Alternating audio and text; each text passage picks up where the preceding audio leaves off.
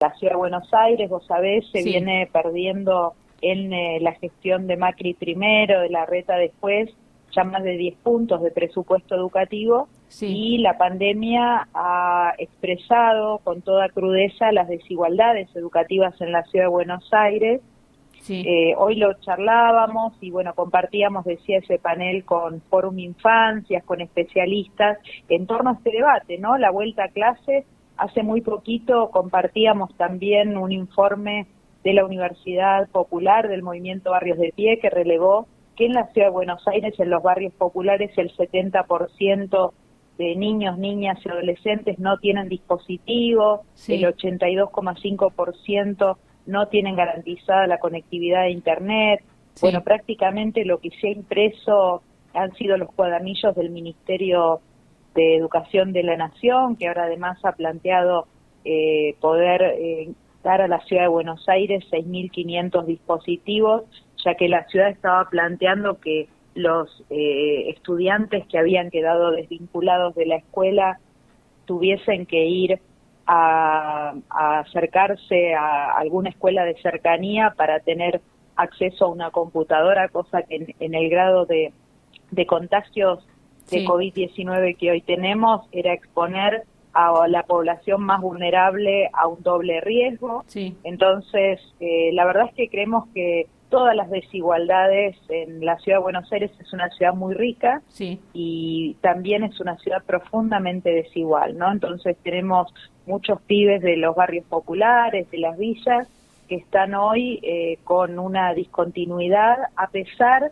de que es muy grande el compromiso de las maestras y los maestros, de las profesoras y los profesores, intentando sostener esa continuidad pedagógica en un contexto, decíamos, muy difícil. Sí. Muchas familias también intentando ayudar a las pibas y a los pibes con los elementos que tienen, muchas veces con mucha dificultad de haber completado su propia escolaridad. Sí. Y justamente ayer recordábamos inclusive, ustedes saben que, bueno, tuvimos la triste noticia de una compañera de Avellaneda, Sí. Sí, del lo vi. Movimiento Barrios de Pie, Lucía Gómez, referente de un comedor comunitario, Niños de Pie, que bueno, lamentablemente falleció por COVID, Sí. y la forma en que la recordábamos era su foto de abanderada cuando el año pasado había terminado el plan Fines, ¿no? Sí. Entonces nos parece que también hoy este es un homenaje a ella, porque las cocineras de los barrios populares cumplen una tarea esencial, muchas Sí. veces no reconocida por el Estado, y por eso se está planteando en el plano nacional la ley Ramona, Sí. que bueno, que tenga ingresos para las cocineras. En el caso de la Ciudad de Buenos Aires también tenemos proyectos para reconocer a las promotoras de salud, a las promotoras de géneros y diversidad, Sí. que le llamamos la ley Betty. Y vos hablabas de esto de las desigualdades específicamente en la Ciudad de Buenos Aires, que es donde vos legislás. Y te quería preguntar sobre esto, porque ayer, digamos, en la conferencia de prensa, el jefe de gobierno porteño, Horacio Larreta, se expresó en contra de esta reasignación económica para la provincia de Buenos Aires, que tiene que ver también con un reparto de la renta y la distribución más equitativa y más federal. ¿Qué opinión te merece o cómo se están parando desde la oposición en la Ciudad de Buenos Aires?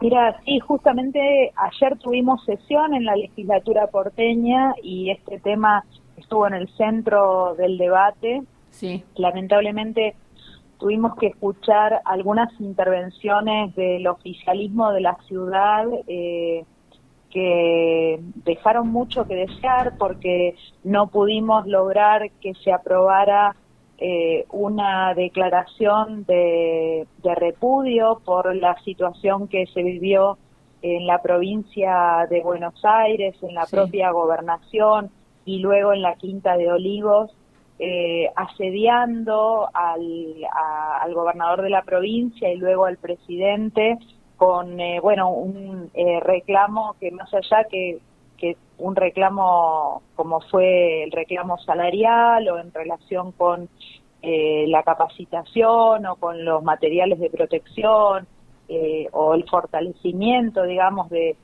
lo que los recursos que sean necesarios para garantizar, digamos, la seguridad, las políticas de seguridad en la provincia de Buenos Aires es por demás atendible, pero bueno, por supuesto repudiando la forma en la que se expresó totalmente antidemocráticamente por un sector, ¿no? Sí. Un sector que por supuesto después tuvo mucha amplificación y que fue fogoneado por sectores de una oposición que son los mismos que hacen la anticuarentena, sí. Que hacen realmente, digamos, promueven discursos del odio y totalmente opuestos a lo que está hoy la prioridad, ¿no? Que la ciudad está hoy recibiendo muchísimos recursos del gobierno nacional y por otra parte también tiene ingresos que son ingresos que llegan desde los bonaerenses, porque sí. Muchísimos bonaerenses trabajan en la ciudad de Buenos Aires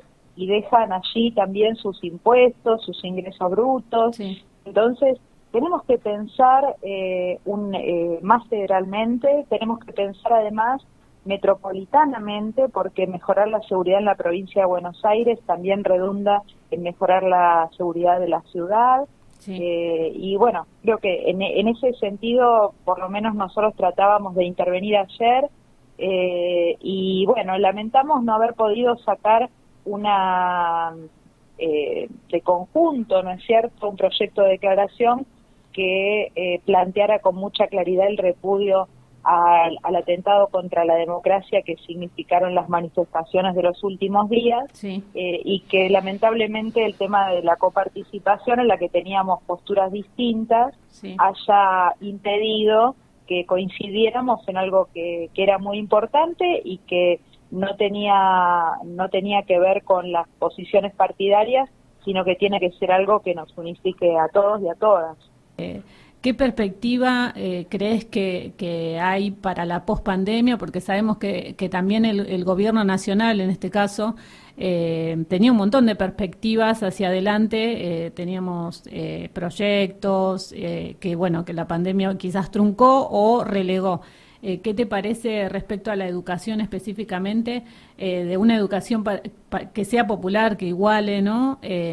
Después de la pandemia, ¿cuál te parece que pueden ser estos proyectos o estas perspectivas? Sí, yo creo que nos encontramos con varias situaciones a resolver. Por una parte, tener claridad respecto de que muchas políticas se desarticularon en el gobierno de Mauricio Macri, con políticas neoliberales que, priorizaron miradas de la educación como un negocio, la meritocracia, sí. Se desarticularon los niveles y modalidades del Ministerio de Educación de la Nación, inclusive algunos programas, ¿no? Como, puede haber con varios programas, con el de la educación sexual integral, pero también con Conectar Igualdad, que es un programa que hoy hubiera sido tan indispensable para garantizar mucho más la continuidad pedagógica. Sobre esa situación y una situación de economía muy difícil que dejó el neoliberalismo en el gobierno, hoy se monta una pandemia que dificulta, por supuesto, en condiciones materiales y condiciones de formación la continuidad pedagógica. Yo creo que se está trabajando desde el Ministerio de Educación en el sentido de, y acompañando el compromiso, hoy, Día del Maestro, de la Maestra, sí. de muchísimos educadores que tienen mucha claridad en que lo principal a sostener es el vínculo, sí. Y la afectividad y el acompañamiento a muchos niños, niñas, adolescentes, jóvenes y adultos que vieron discontinuada su posibilidad de estudiar, y sabiendo que además tenemos muchos que tampoco hoy tienen la posibilidad de tener ese vínculo porque no tienen vacantes, sobre sí. todo en algunos niveles como educación inicial o como educación secundaria, donde o no se ingresa o hay mucha deserción, ¿no? Entonces, bueno, cómo poder trabajar en adelante. Creo que va a ser un enorme desafío, un desafío que haga repensar la escuela también. La escuela no es un edificio, la escuela es también el vínculo con la comunidad y un sentido, de país, un sentido de humanidad a la que queremos transitar.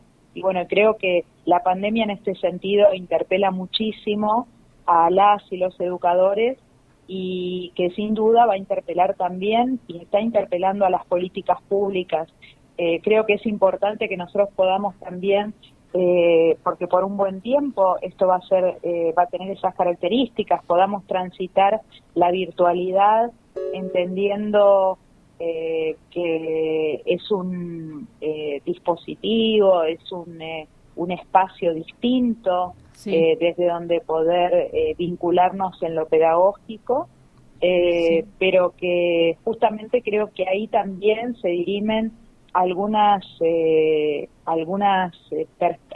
distintas perspectivas que podemos tener en torno a la educación, ¿no? Porque está también una perspectiva que ha sido tradicionalmente esta de intentar reemplazar a los docentes por facilitadores, o el entender que las plataformas enlatadas que promueven algunos negocios de la educación y algunas multinacionales de la educación también en la Argentina, bueno, hoy pueden estar viendo la oportunidad para poder incorporarse a un mercado, como entienden ellos, el sistema educativo.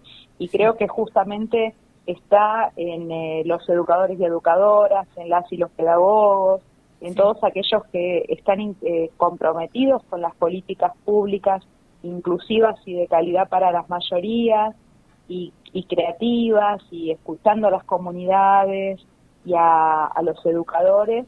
Bueno, desde la valorización de la tarea pedagógica, poder incorporar la virtualidad. Creo que ahí tenemos un desafío muy importante y un debate que va a ser central en los tiempos por venir en la educación pública en la Argentina. Sí, exactamente. Bueno, Laura, la verdad te agradecemos un montón, fuiste súper clara y acompañamos toda esta perspectiva también desde nuestro lugar. Así que muchísimas gracias por el contacto y seguramente te estaremos consultando más adelante en lo que pasa sobre todo en la ciudad de Buenos Aires. Muchas gracias. Bueno, yo les agradezco muchísimo el espacio y bueno, también que puedan brindar la posibilidad de dialogar y darle valor al rol de las docentes, de los docentes y de los y las también educadores populares y promotores de educación que están trabajando en los territorios hoy con muchísimo compromiso para que sea real el derecho a la educación, aún en un momento tan complejo como estamos atravesando. Sí.